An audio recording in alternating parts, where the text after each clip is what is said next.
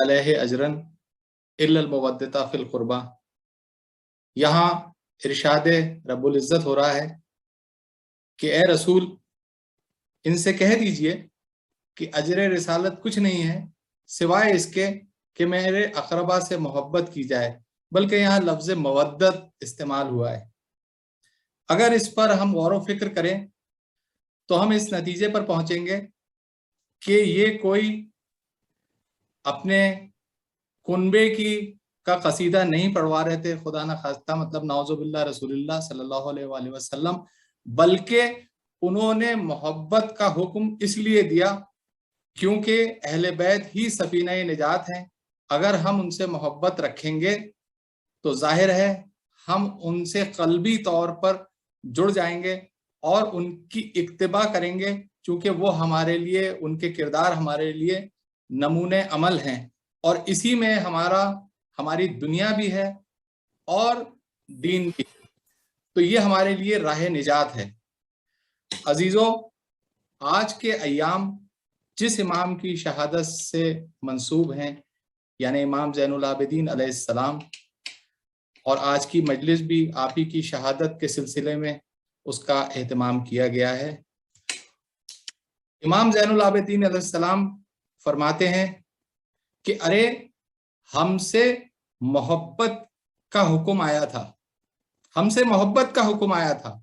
अगर हमसे नफरत का भी हुक्म आया होता तो इससे ज्यादा नफरत नहीं की जा सकती थी। अजीजों, जरा सोचिए उन हालात को कि जब पूरा का पूरा कुनबा शहीद कर दिया गया, बेदर्दी से लाशों को पामाल किया गया, सैदानियों को बेमखनाओ चादर, बच्चों को तमाचे लगते हुए बेकजावा ऊंटों पर, और हाथों में हथकड़ियां, पैरों में बेड़ियां, गले में तोखे खारदार, और इतना तवील सफर कि करबला से कूफा और कूफे से शाम तक का सफर, जिसका एरियल डिस्टेंस करीब करीब 1000 किलोमीटर से ज्यादा है, वो सफर तय करना इन हालात में, जबकि एक तमाशा बना के आदाए दीन लेके गए और ताजियाने लगते हुए, क्या हालत गुजरी होगी, कितने दिन का, 1-2 दिन का नहीं, कई दिन का तवील सफर।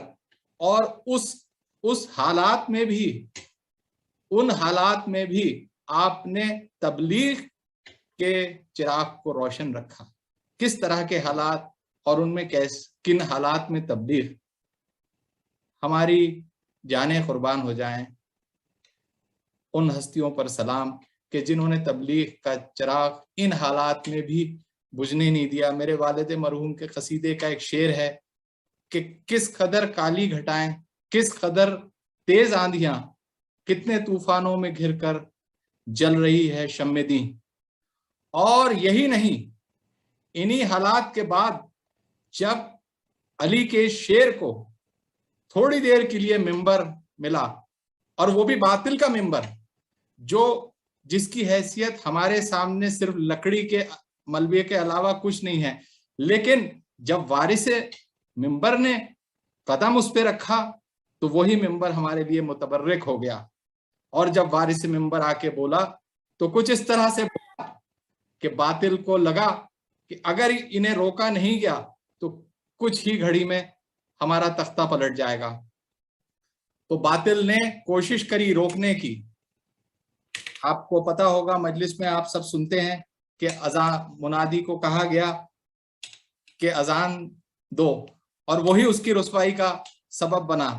लेकिन हुकूमतें ये जानती थी कि अगर लोगों से इनका रब्त मुनक़ता नहीं किया गया तो हमारे लिए ये क्या खतरा हो सकते हैं।